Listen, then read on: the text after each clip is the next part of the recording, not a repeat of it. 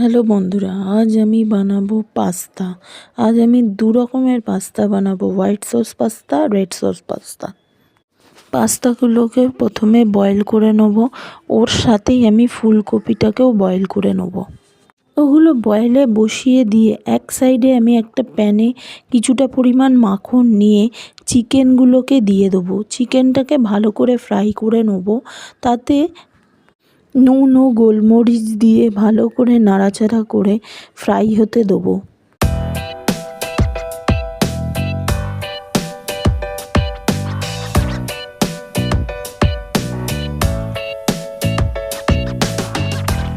এবার এক সাইডে যেদিকে ফুলকপি আর পাস্তাটা সেদ্ধ হচ্ছে ওটা ভালো করে দেখে নেব। পাস্তাটা সেদ্ধ হয়ে গেছে, আমি ওটাকে নামিয়ে দেবো। একটা ঝুড়িতে ঢেলে ছেঁকে নিয়ে ভালো করে জল ঝরতে দেবো।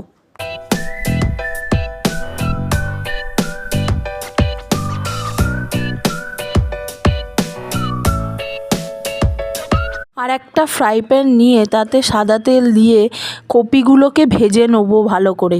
কপিটা ভালো করে ভাজার সময় অল্প নুন দিয়ে দেবো। অপর গ্যাসে যে চিকেনটা বসিয়েছিলাম ঢাকা দিয়ে, সেটা দেখে নেবো যে ভালো মতো সেদ্ধ হয়েছে কিনা আর ভালো করে ভাজা হয়েছে কিনা। ভালো করে ভাজা হয়ে গেছে, তাই আমি চিকেনটা এবার নামিয়ে নেবো। চিকেনটা নামানোর পর যে তেলটা থাকবে তাতেই আরেকটু বাটার দিয়ে আমি হোয়াইট সসটা করে নেব। বাটারটা ভালো করে মেল্ট হয়ে গেলে তাতে আমি কিছু পরিমাণ রসুন থেতো করে দিয়ে দেবো।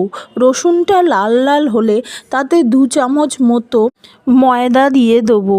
ভালো করে সেই ময়দাটাকে নাড়াচাড়া করে লাল লাল হলে তারপরে তাতে অল্প অল্প পরিমাণ দুধ দেবো।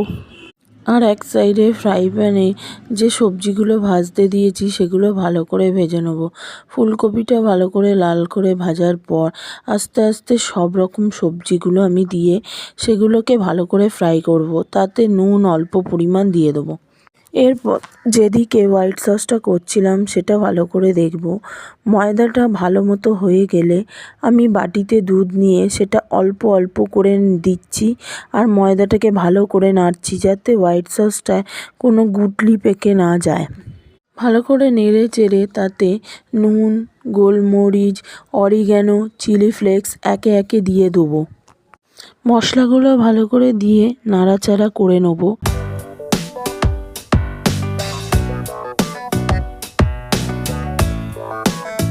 সসটা হয়ে গেলে তাতে ভেজে রাখা চিকেন ও পাস্তা দিয়ে তাতে ভালো করে নাড়াচাড়া করে নেব। তারপরে সবজিগুলো দিয়ে তাতে ভালো করে নাড়াচাড়া করে নিয়ে গ্রেট করে রাখা চিজটা দিয়ে ভালো করে নাড়াচাড়া করে কিছুক্ষণ স্ট্যান্ডিং টাইম দেবো।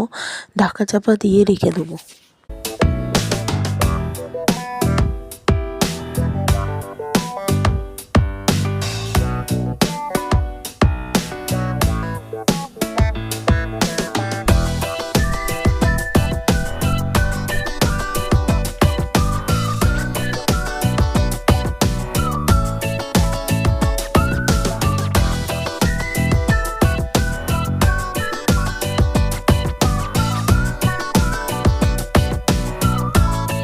সেমভাবে আমি রেড সস পাস্তাটাও করব। এবার তাতে যে রেড সসগুলো আমি ইউজ করেছি সেগুলো আমি ডেসক্রিপশন বক্সে লিখে দেবো। হোয়াইট সস আর রেড সস দুটোতেই আমি লাস্টে চিজ গ্রেটটা দিয়েছি, দিয়ে চাপা দিয়ে রেখেছি স্ট্যান্ডিং টাইম দেওয়ার জন্য। যে প্রসেসে আমি পাস্তাগুলো করেছি সেই প্রসেসে একবার ট্রাই করে দেখতে পারেন, তাতে পাস্তাটা খেতে কিন্তু খারাপ হয়নি, ভালোই হয়েছে।